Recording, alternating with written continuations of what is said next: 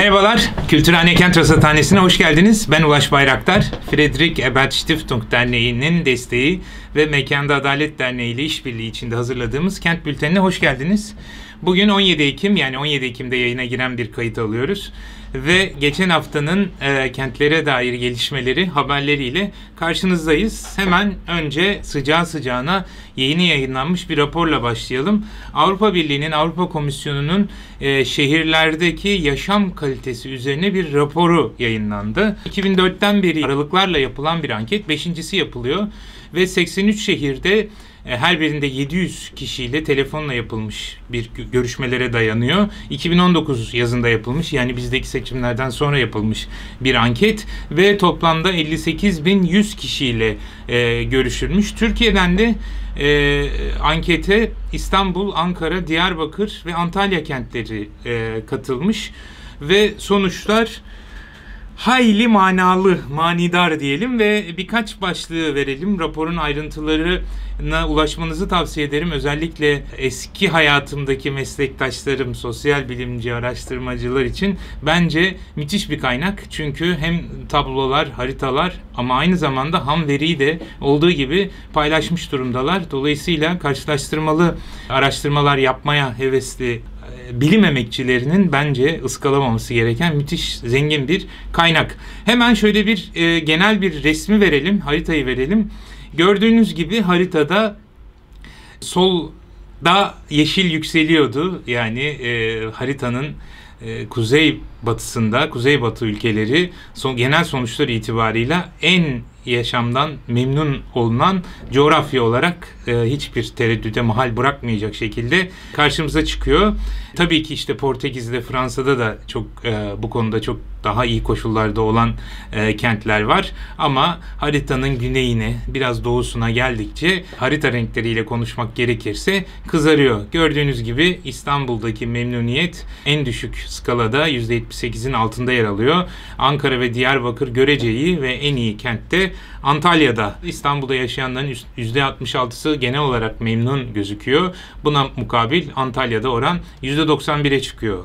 Peki birkaç tane başlıkla devam edelim. En çok bu haritanın daha sayısallaştırıldığında en memnun olunan, en mutlu olunan yer Kopenhag, Stockholm, Zürih gibi gelişmiş kentler, gelişmiş ülkelerin önemli kentleri alıyor. Arkada, yani bizim sikletimiz diyelim, orada da en vahim Belgrad, Palermo, İtalya'daki sonuçlar da pek olumlu değil.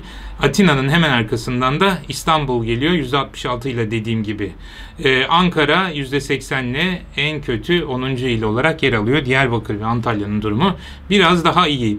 İlginç veriler, birkaç tanesinin hepsini tartışmam, bütün programı anket üzerine yapmama sebep olacaktı. Dolayısıyla birkaç tane yine kendime alamadım. Birçok veriye yer vermek istiyorum ama birkaç tanesini alayım. Mesela geceleri sokakta yalnız yürürken kendinizi ne kadar güvende hissediyorsunuz sorusunda yine İstanbul ne yazık ki en kötü 10 şehir arasında %50 ile, yani şehirlerde yürüyenlerin sadece yarısı kendini güvende hissediyor. Öte yandan Kopenhag'da bu oran %94. İlginç, tabii en iyi olduğumuz, en yüksek skorları yaptığımız sorular ne yazık ki pek de hayra alamet olmayan sorular. Mesela son 12 ayda, son yıl içinde evinizden hiç para veya bir şey çalındı mı sorusunda en kötü durumdaki kentlerden biri Antalya %33. Daha sonra İstanbul geliyor. Yani Antalya'daki ankete katılanların 1/3'ünün evlerinden son yıl içinde bir şey çalınmış. Hemen arkasından İstanbul, Ankara %25. Dolayısıyla en kötü 10 il arasında, 10 kent arasında 3 tane Türkiye kenti var. En vahim sonuçlarımız mesela, sizce hemşerilerimize, kentteki diğer insanlara güvenilir mi sorusunda İstanbul'da oran Avrupa'nın en kötü skoru %29 çıkıyor. İstanbul'dakilerin sadece %29'u hemşerilerine güven duyuyorlar. Yine en kötüler arasında bu sefer sadece bir kentin değil 3 kentinde olabildiği bir soru var. O da sizce şehriniz gay ve lezbiyenlerin yaşayabileceği iyi bir yer midir sorusunda en kötü kötü yer Ankara %22, sadece 1/5'i iyi bir yerdir diyor. Hemen arkasından Diyarbakır geliyor %24'le ve onları İstanbul izliyor %34'le. Dolayısıyla Türkiye kentlerinin 3'ü, yani ankete katılan 4 kentten 3'ü gay ve lezbiyenlerin yaşam koşulları açısından vahim bir tablo çıkarıyorlar. Peki yaşlılar için durum nedir dersek, İstanbul yine en kötü. %42'si sadece yaşlılar için uygun bir kent olduğuna inanıyor.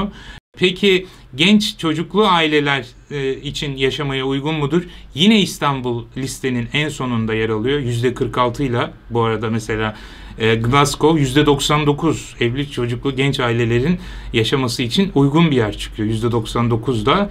Ve bisiklet, yani olmazsa olmaz tabii ki bültenimizin, bisiklet manzarasında size görseliyle paylaşıyorum. Gördüğünüz gibi listenin en altında, bütün 4 ilde ortalamanın altında yer alan bir yerde. Antalya görece diğerlerinden daha uygun. Ankara Türkiye kentlerinin en kötüsü ortaya çıkıyor. Peki kültür hayatından memnuniyet %60. Sadece yine en kötüsü %40 Valletta ile Tiran onun arkasından geliyor. Diyarbakır %60 da sondan 4. il. Hemen arkasından Ankara sondan 6. %62 ile ve İstanbul %63'te kültür hayatından da memnun olmadığımız ortaya çıkıyor. Yeşil alanlar, parklar, bahçelerden memnuniyette İstanbul yine en kötüler sikletinde. Ankara ve Diyarbakır biraz daha iyi. Yine Türkiye içinde Antalya bu konudaki en şanslı şehir. Kentlerin yönetiminin ne kadar anlaşılabilir, kolay olduğunu, yani bu bürokratik süreçlerin ne kadar kolay olduğuna dair soruda hiç de fena bir durumda değiliz aslında. İstanbul, Ankara ve Antalya ortalamanın üzerinde, Antalya epey üzerinde, yani bu bürokratik işlemlerin kolaylığı konusunda. Sadece Diyarbakır bunun altında kalıyor. Sadece şöyle bir kaş kaldırıyorum oradaki yerel yönetim, yani yerel yönetim değil tabii ki.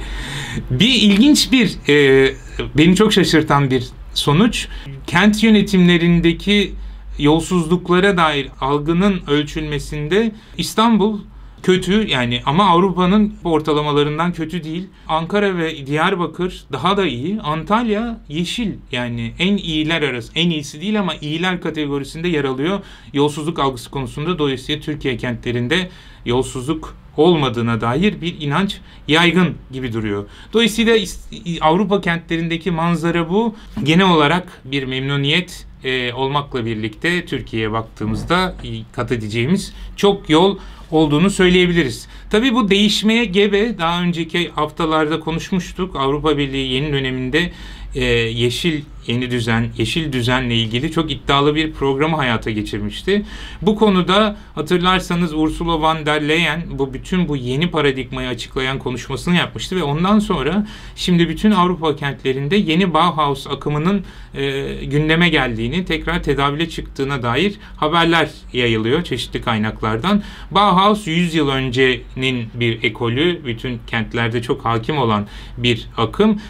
Bu şimdi tekrar gündeme gelmesi de aslında bütün iklim değişikliği paketinin, yani von der Leyen'in bahsettiği paketin yaklaşık 1/3'inin yani bu 2 trilyon euroluk, dolarlık paketin 1/3'inin bu restorasyonlara, bina değişimlerine harcanacağını öğreniyoruz. Avrupa'daki konut stoğunun %2'si neredeyse elden geçirilecek, yenilenecek ve iklimle uyumlu hale getirilecek.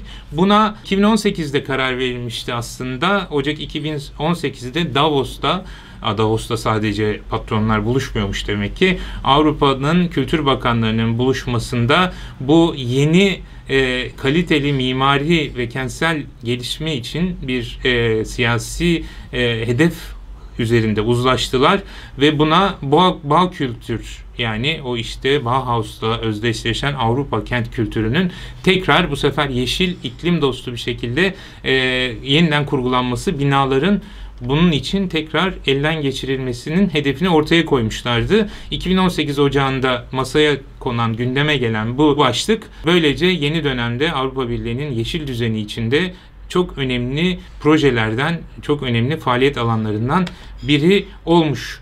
İşte bu Avrupa Birliği'ndeki, Avrupa kentlerindeki memnuniyet, parklar, bahçeler, işte yeşil düzen ve yeni Bauhaus dönemi Türkiye'deki bir tartışmayı da gündeme getirdi. Geçen hafta çok yakıcı tartışmalardan biriydi. Hatırlayın, İstanbul Büyükşehir Belediyesi'nin dikey bahçelerden birini iptal edip oraya bir duvar resmi yapmış olması çok tartışıldı. Bu vesileyle biz de ne zamandır planladığımız bir mat köşesini hayata geçirdik. Mekanda Adalet Derneği'nin de işbirliği içinde olduğumuzu paylaşmıştım sizlerle. Fakat bu bülten içinde onlara da bir yer ayırıp belli bir gündem maddelerinde sözü onlara bırakmak gibi bir düşüncemiz vardı. Ve ilk örneğini, mat köşesinin ilk programını böylece burada Sinan Erensu ve Yaşar Adanalı'ya bağlanarak dikey bahçeler konusunda taze bir makale yazmışlardı. Bu konuyu yakından takip etmişlerdi. Sosyal medyadan da belki izlemişsinizdir. Sözü onlara bırakalım ve daha sonra kaldığımız yerden devam edelim. İstanbul'dan merhabalar. Bu hafta Mat köşesinde Sinan Erensu ile ben Yaşar Adanalı birlikteyiz. Haftanın en yakıcı gündemlerinden biri olan dikey bahçeler meselesini konuşacağız. Dikey bahçeler gündemimize nasıl girdi Sinan? Bu dikey bahçelerden bir tanesi kaldırıldı anladığımız kadarıyla ve onun yerine İstanbul'un Konuşan Duvarlar Projesi adı altında bu dikey bahçelerin olduğu lokasyonlardan bir tanesine böyle geniş bir grafiti çalışma yapıldı İstanbul'da. Tam olarak nerede? İstanbul'u bilenler bilir. Aslında bu Fenerbahçe Stadı'na yakın Fikirtepe ile ana arterlerden bir tanesi olan Fenerbahçe Stadı'na ulaşan birinci köprü yolunun üstündeki bir aks. Hemen bu dönüşüm bölgesi olan, dönüşüm mahallesi olan Fikirtepe'nin komşu bir duvar. Aslında bir istinnak duvarı gibi bir duvar. Buradaki dikey bahçe, dikey saksılar her neyse onlar söküldü ve bir İBB buraya bir görsel bir çalışma yaptı. Aslında bunun geleceğini uzun süredir İBB yeni yönetim sinyalini veriyordu açıkçası. Geçtiğimiz yıl Ocak ayında yanılmıyorsam Ocak ve Şubat ayında yapılan bir çalıştay vardı. Yeşil alanlar çalıştığı yanlış hatırlamıyorsam. Orada sözü geçmişti. O böyle İBB'nin yönetimi aldıktan sonra yaptığı kalabalık toplantılardan biriydi o. Farklı alanlarda yapıyor. Orada bahsi geçmişti bunun olacağı. Sonra Başkan İmamoğlu da birkaç kez bunu belirtmişti. Hani çok masraflı olduğu, ekolojik, çevreci bir uygulama olmadığı dem vurulmuştu ve bunların sayısının azaltılacağı, alternatiflerinin düşünüleceği vesaire bahsedilmişti. Bu da en büyük uygulaması, ilk en büyük uygulaması oldu gibi. Sen ne diyeceksin? Nasıl? Yani Beklenildiğinde bir tepki oldu. Nasıl bir tepki oldu sence? Bekliyor muydun? Beklenilmeli miydi?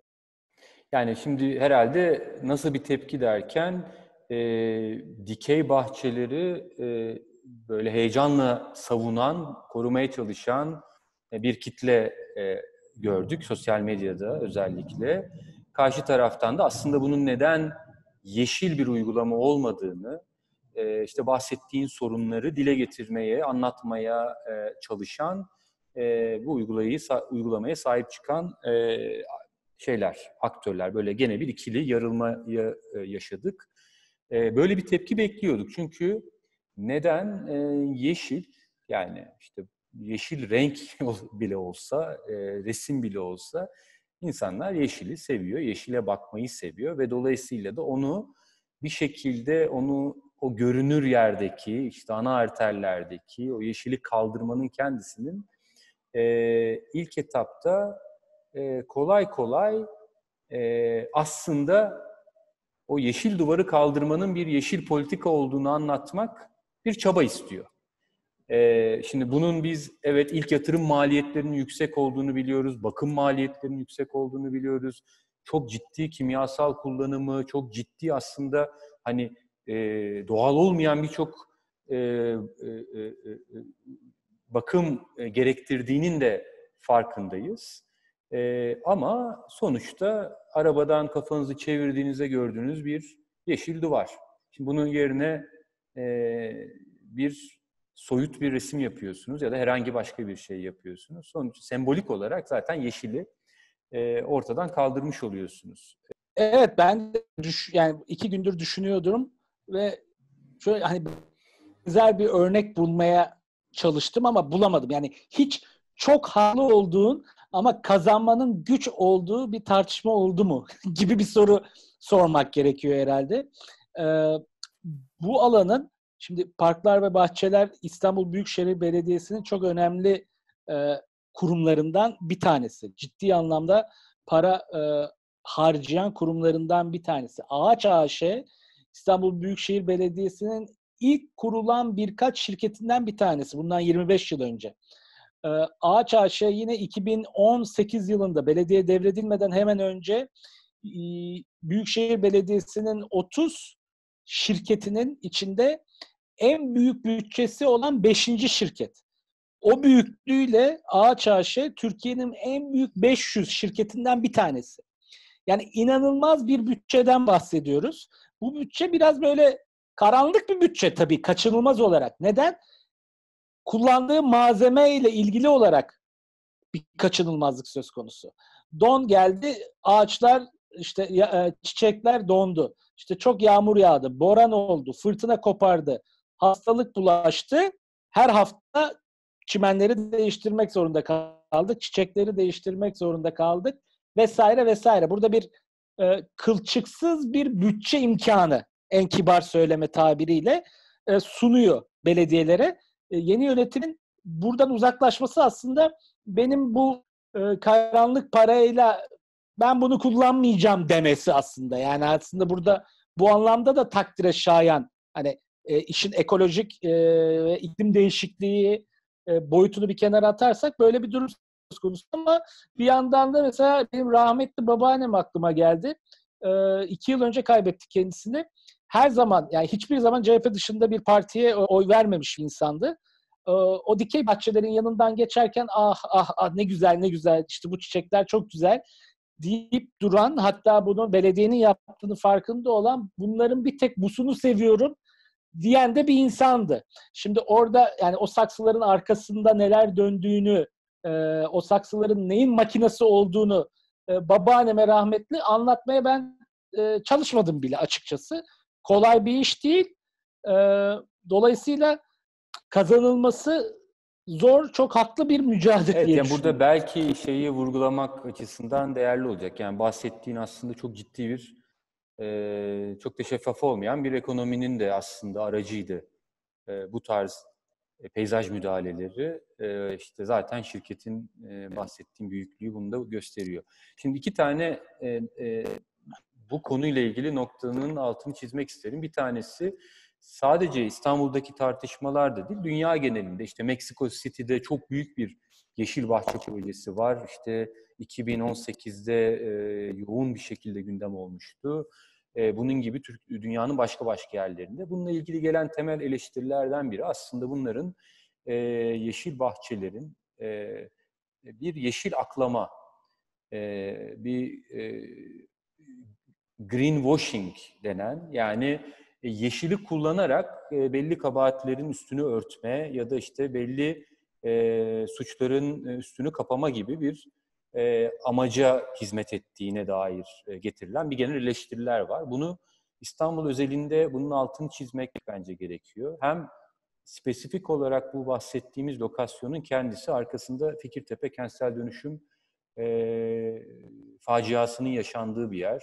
Gayet insan ölçeğinde bir mahallenin ağaçlarıyla işte insanların yürüyebildiği sokaklarıyla olan bir mahallenin tamamen yıkılıp yerin altına 20-30 metrelik büyük temeller açılıp otomobiller için işte garajların yapıldığı büyük gökdelenler, inanılmaz enerji tüketecek yeni bir kent ve o kentin aslında hiçbir şekilde birbiriyle olan ilişkisi planlama bağlamında düşünülmemiş bir kent ve birçok mağduriyet hikayesi. O yeşil bahçe bunun üzerinde gidiyor. Bunun üstünü kapatıyor. Bir bunu altını çizmek lazım. Ama daha da büyük bir yeşil aklama hikayesi eğer arayacak olursak haklı bir şekilde yeşil bahçelerin yapıldığı, yani dikey bahçelerin yapıldığı son 10-15 yıllık dönemde muazzam derecede İstanbul'da işte mega projelerle özellikle kuzey aksında ormanlar yok edildi. işte hem 3. köprü, bağlantı yolları ve havalimanı, şimdi kanalla birlikte milyonlarca ağaç kesildi ve kesilmeye devam ediyor. Şimdi bu aslında bir nevi hem mevcut belediyenin bir sıkıntısı, hem işte bununla ilgili muhalefet edenlerin sıkıntısı. Burada kesilen milyonlarca ağaç üzerinden bir hassasiyeti yaratamıyor iken işte karşı taraftan yeşil dikey bahçe üzerinden o hassasiyetin kaşınıyor, kanırtılıyor olması. Bence bunu biraz daha mekanın adalet boyutuyla konuşacaksak herhalde bunun da altını çizmek gerekiyor. Bu mevzuya dair benim yapacağım katkı sanırım bu olur. Ya belki son olarak ben de şöyle bir şey söylemeye çalışayım. Yani tam bunun başın sonuna ben de emin değilim ama hani birlikte düşünebiliriz belki. Bu bizim yakın zamanda yolladığımız ve olumlu dönüş beklediğimiz makalemizde de bahsetmeye çalıştığımız bir meseleydi. Yani yeşil siyasetin açtığı imkanlar ama bir yandan da sınırları. Yeşil siyaset derken genel anlamıyla ayakları yere basan bir çevre siyaseti, bir ekolojik ya da ekososyalist bir siyasetten bahsetmiyorum. Yani bütün bu devasa perspektifi sadece ağaca, yeşile, öncesi, sonrası fotoğraflarına, çiçeğe ve ağaca, yani bu kadar küçük elemanlarına indiren bir siyasetin aslında bir takım açmazları da oluyor. Yani hani senin yeşilinin karşısına işte koyu yeşil, açık yeşil, evet hani haftada bir değişen bir yeşil ama yani hani arabaya giderken, kullanırken dazır dazır emisyonları havaya atarken kenardan gördüğün, kendini iyi hissettiğin bir yeşili çıkıp koya veriyor ve sen bunu kaldırıp yerine bir farklı bir alternatif kurmaya kalktığında da takır takır bağırışını, çağrışını yapabiliyor karşında. Şimdi biz oturup sabaha kadar bu uygulamanın ne kadar gerçek, doğru olduğunu, ne kadar ayakları yere basan olduğunu vesaire anlatalım. Ama günün sonunda senin yeşilim benim yeşilim gibi bir kakafoniyle karşı karşıya kalıyoruz. Dolayısıyla yani bütün bu yeşil mücadeleyi birazcık daha gündelik hayatlara daha net bir şekilde, bu da tabii yani önünden geçtiğimiz için bu da dokunuyor ama yani birazcık daha ne diyelim, hane halkına daha doğrudan konuşur bir hale nasıl getirebiliriz? Sadece ağaçtan, çimenden, saksının ötesinde bir şey olduğunu nasıl anlatabiliriz'i hepimizin birlikte düşünmesi gerekiyor herhalde. Bence iyi oldu. Bu şekilde İstanbul katkımızı burada biz noktalayalım.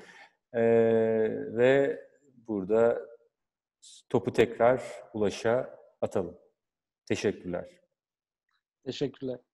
Evet, yeşil siyaset, bahçeler, yeşil siyasetin öteki yüzlerini konuştuk. İstanbul Büyükşehir Belediyesi'nin katılımcı olduğu bir projeye dair çağrı gördüm. Pop Machina projesi Avrupa'nın birçok kentiyle beraber işte Leuven, Pire, Selanik, Kaunas, Venlo yerel yönetimlerle birlikte yürütülen bir proje ve bu projede Ufuk 2020 programı, yani Avrupa Birliği'nin en yüksek bütçeli hibe programlarından birinin iştirakçısı İstanbul Büyükşehir Belediyesi ve bu projede amaç toplulukların döngüsel işbirliğine dair üretim modellerini ve o döngüsel ekonominin nasıl hayata geçeceğine dair projeksiyonlar yapmak, bunun politikalarını ortaya koymak için düzenlenmiş bir proje. Dolayısıyla siz döngüsel ekonomi, bunu başlı başına konuşmamız gerekiyor. Birkaç madde almıştım zaten bunu görmeden önce. Fakat bu hafta çok gündem yoğun olduğu için onları daha sonra erteledim. Ama döngüsel ekonominin nasıl hayata geçeceğine dair bir proje. Bunun da söz konusu çağrısı, zaten hepsini aşağı koyuyorum, oradan görebilirsiniz. Size bir hayal kurmanızı, mahallenizle ilgili bir hayal kurmanızı istiyorlar. Bu işte denge denetleme ağının bir şehir hayaline benzeyen, çok benzeyen bir proje. Sadece döngüsel ekonomi odaklı olması farklı bir şehir hayaline daha sonra ayrıntılarıyla gireriz. Önümüzdeki günlerde lansmanı yapılacak. Ve orada size onarım, üretim, atıklar, eğitim, kolektif yaşam, malzeme toplama, sürdürülebilirlik ve paylaşım konularında mahallenizde ne olmasını istediğinize, ne olmasını umut ettiğinize, hayal ettiğinize dair bir takım sorular var. Ve o sorular aslında Türkiye'de, Türkiye mahalleleri, İstanbul ölçeğinde yürütülen bir proje. Neler yapılabileceğine dair bir kamuoyu yoklaması mahiyetinde anladığım kadarıyla. Bence çok ilginç. Bu döngüsel ekonomi, işte paylaşım ekonomisi, bizim Kültürhane'de de çok desteklemeye çalıştığımız ekonomiler, dayanışma ekonomilerinin bu iklim krizi, ekonomik kriz ve pandemi krizi sürdükçe gitgide kıymet kazanacak, hepimiz için yaşamsal değer kazanacak alanlar. Onun üzerine kafa yormak gerçekten önemli. Çünkü yerel yönetimler de dayanışma kentlerini bir ara konuşuruz. Onlar paylaşan kentler, dayanışan kentler önemli bir alan, dünyada da artan. Çünkü onlar da zorda. Fakat yine de büyük projeler hız kesmiyor. Geçen hafta Mersin metrosunun ilk ihalesi yapıldı. Ön ihalesi, yani o katılımcıların yeterlilikleri karşılayıp karşılamadığı kontrol edildi. 13 şirket ihaleye katılmaya hak kazandı, yanlış hatırlamıyorsam. Ankara'da da Mamak, Aşti ve Dikimeve arasında yapılacak Ankara hattının 7.4 kilometrelik yeni hat projesi için ilk imzalar atılmış. Bu haberin gündemde olmasının sebebi bu imzalar atılması değil. Sebebi Ankara Büyükşehir Belediyesi'nin ihalesini kazanan şirketin İstanbul Büyükşehir Belediyesi'nin bir iştiraki olması. Yani şöyle söyleyelim, Ankara'nın metrosunu İstanbul'un metrosu yapacak. Metro İstanbul AŞ 6.565.900 liralık teklifiyle ihaleyi kazandı.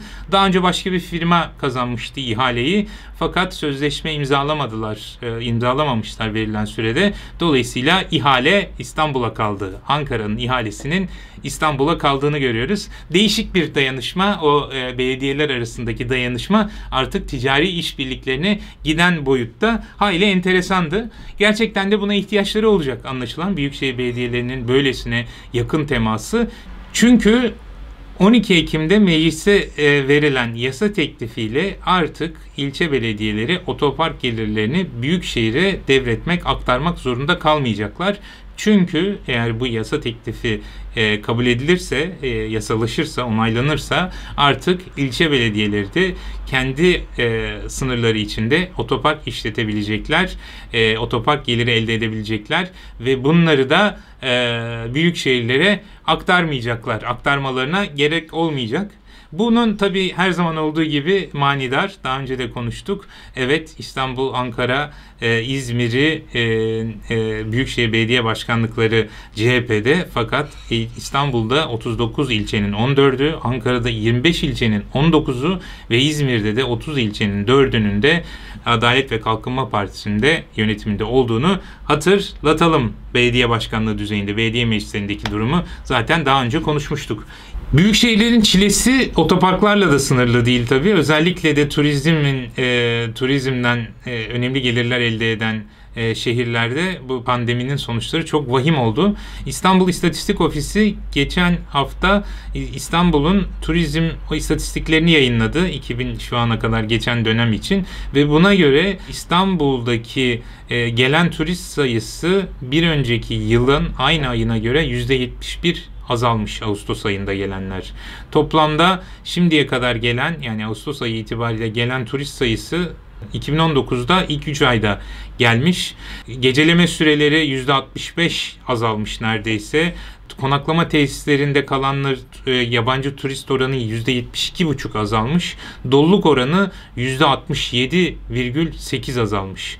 Yani neredeyse %100 dolu bir kapasiteden 3'te 2'lik bir boşluğa girmiş. Hem turizm sektörünün işletmeleri hem de bundan dolaylı gelirler elde eden belediyeler için tablo vahim. Tabii bu vahimlik Sadece pandemiyle de değil, çile derken sadece ticari çileler de bitmiyor. Siyasi atmosferde gitgide gerilim yükseliyor. İşte geçen hafta büyük bir memnuniyetle verdiğimiz, hatırlayacak olursanız İstanbul Büyükşehir Belediyesi özel tiyatrolara sahnelerini açmıştı ve bu oyunlardan biri de Dario Fo'nun Kürtçe oyunuydu, sergilenecekti. Fakat sahneye konmasına birkaç saat kala kaymakamlığın emriyle, güvenlik kuvvetlerinin müdahalesiyle oyunun sahneye konması engellendi. Bütün dillerde oynanan, Kürtçe'de daha önce oynanmış bir oyun, sadece bir sanat eserinin engellenmesi o hakim siyasi iklim hakkında önemli bir ipucu olsa gerek. Keza yine geçen hafta bahsetmiştik. Ayhan Bilgen tutuklandı, fakat onun sosyal medya hesabından ilettiği görüşler paylaşılmaya devam ediyor ve geçen gün yayınladığı bir mesajda herkese selam yollayıp sağlık durumunun ve moralinin gayet iyi olduğunu söylüyor. Daha sonrasında, yani bunu burada zikrediyor olmamın sebebi, daha sonrasında altını çizdiği bir konu. Demiş ki Ayhan Bilgen, kooperatifler belediye ile organik bir alt kurum ilişkisinde değildir. Belediye desteği olmadan da ayakta durabilmeleri ve büyümeleri toplumsal sahiplenme ile mümkündür. Dolayısıyla kayyum politikasını boşa çıkarmanın ilk sınavı, belediyelerin rutin işleri dışındaki kooperatif çalışmalarının desteklenerek kendi ayaklarının üzerine durmasının sağlanmasıdır. Bu çok önemli. İki açıdan çok önemli. Bu kooperatifçiliğin bir anda bu kadar hızlı yayılmasına dair endişelerimi daha önce ifade etmiştim. O bir bağımlılık ilişkisine, bir iktidar ilişkisine mahal verdiği sürece, yani belediyelerle çok yakın organik bir bağlantı kurduğu sürece aslında kooperatiflerin ruhunun hayata geçirilemeyeceği, kent konseylerinde olduğu gibi bir yan kuruluş, bir bağımlı kuruluşa dönüşebileceği tehlikesinden bahsetmiştim. Dolayısıyla bunların belediyelerle işbirliği içinde olabilir, fakat asla onlara bağımlı olmadan yürütülmesi çok büyük önem taşıyor. Bu hem o kooperatifçiliğin devamı için önemli, ama aynı zamanda Ayhan Bilgen'in notunun sonlarında değindiği gibi sivil toplumun bir bağımsız bir alan, özel bir alan yaratmak için de sadece Kürt coğrafyasında kayyumun hakim olduğu yerlerde değil, bütün Türkiye'de daha demokratik, daha dayanışmacı bir coğrafya için bir mecburiyet gibi geliyor. Dolayısıyla kooperatifler sadece belediyelere bırakılacak kadar kıymetsiz kurumlar değil. Bunu da hatırlatmış olalım. Ve sonunda bu kadar depresif haberden sonra birazcık orman sesiyle programı bitirmek istiyorum. Timber Festival, işte bu bir web sayfası, bir ağaç festivali diyelim. Çok hoş bir platform. Dünyanın her yanından insanlar bulundukları ormanın sesini kaydedip yollamışlar, sisteme ekleyebiliyorlar ve böylece siz tıklayarak o ormanın sesiyle huzur bulabiliyorsunuz, dijital de olsa. Dünya ormanları içinde bir gezintiye çıkmak isterseniz bu sayfaya ziyaret etmenizi tavsiye ederim. Ben de programı Nur Öztaş'ın Kaz Dağları'ndan yolladığı orman sesiyle bitirmiş olayım ve bu programın gerçekleşmesi için emeği geçen bütün arkadaşlara teşekkür edeyim. Nesime Karatepe'ye, Mekanda Adalet Derneği'ne, Friedrich Ebert Stiftung'a ve sizler de Kültürhane'nin bu ve benzeri yayınlarına destek vermek isterseniz Patreon üzerinden veya YouTube'un topluluğu üzerinden desteğinizi sunabilirsiniz. Bana eleştiri, yorum, önerileriniz için ulas@külturhane.org'dan veya ulsby Twitter adresinden veya Instagram'da kent_rasathanesi kullanıcı ismiyle ulaşabilirsiniz. Hepinize iyi, huzurlu günler diliyorum.